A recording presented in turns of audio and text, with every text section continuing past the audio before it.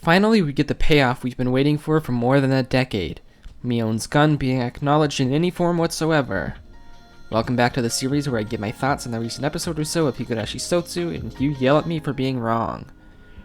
I'll say it off the bat, this episode was pretty good. We got some interactions I never would have expected, and it's overall pretty entertaining. Watching Mion, who has received minor soldier training, fun fact for you newcomers out there, training Satoko was pretty cool and a clever use of the characters.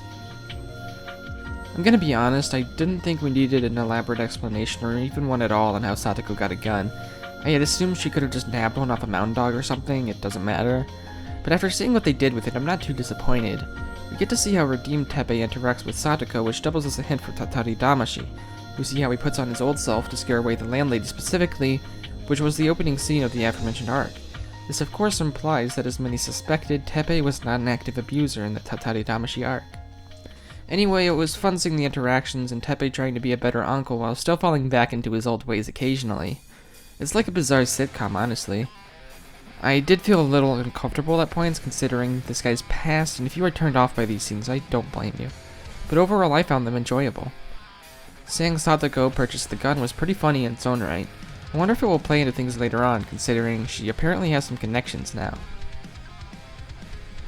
We get it doubled down that Satoko must die after Rika for them to travel to the same fragment. This means that when Satoko dies first, the fragment doesn't count for Rika.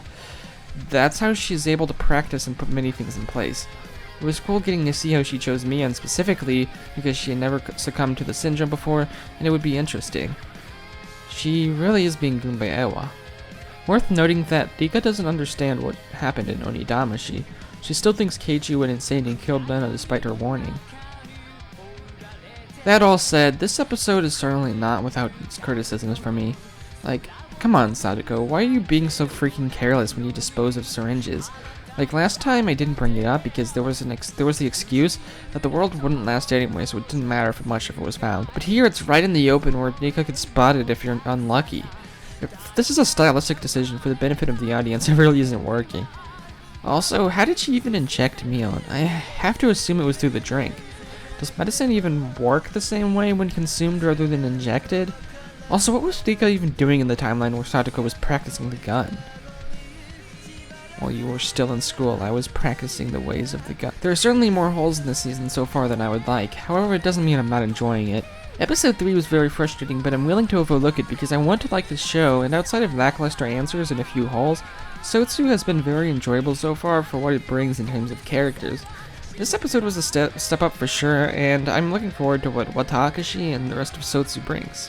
Before I go, I'll lock in my predictions, of which I have varying confidence on. Shion fell prey to the syndrome and killed Kimiyoshi and Oryo. Mion killed Shion and dumped her in the will, either in self-defense or out of suspicion that she is colluding with the Furudes, aka Rika, to steer the three families into maintaining the curse.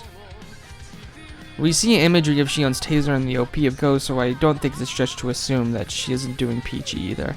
Keiichi killed Rika out of fear due to his escalating Hinamizawa syndrome created by the events happening rapidly and more directed towards him than in the Watanagashi chapter.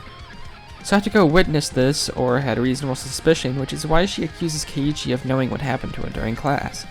Mion, on the other hand, thinks Rika is in hiding and plotting something in the shadows, which explains her rant towards Keiichi and why she is talking as though Rika is currently the one behind everything in present tense. That's all I had for today. If you liked the video, please leave a like and feel free to comment your thoughts whether you agree or disagree, and subscribe for more content like this as well as Let's Reads of the When They Cry novels with my newcomer friend. Any bit of support helps with the algorithm big time for small channels like mine, so everything is appreciated. And like always, I go by Tasty Nachos, and you go by